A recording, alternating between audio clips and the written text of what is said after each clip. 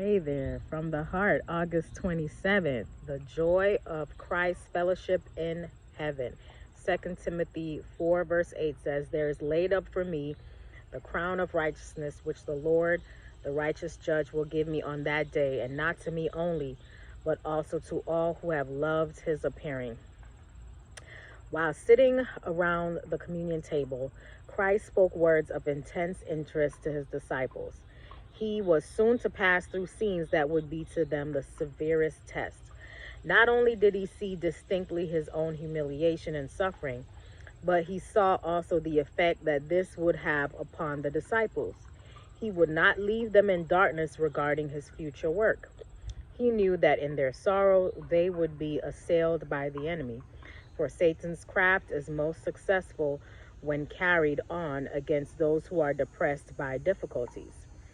During these last sorrowful hours, Christ told his disciples that on the night of his trial, they would all be offended because of him and that he would be left alone.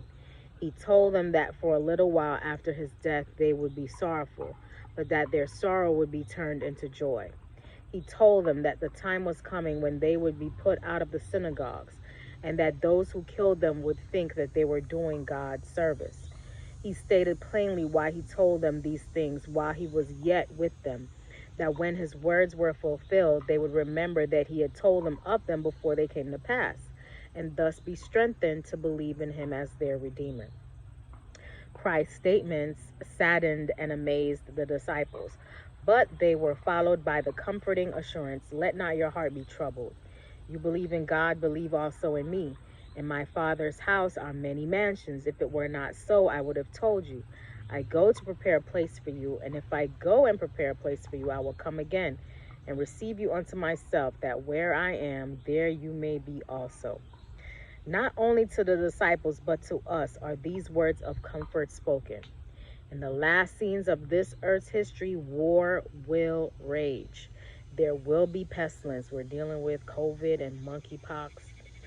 There will be plague and famine, inflation. The waters of the deep will overflow their boundaries. Property and life will be destroyed by fire and by flood. We should be preparing for the mansions that Christ has gone to prepare for them that love him. There is a rest from earth's conflict. Where is it? That where I am, there you may be also. Heaven is where Christ is. Heaven would not be heaven to those who love Christ if he were not there. Hope you have a great day today. Live from the heart.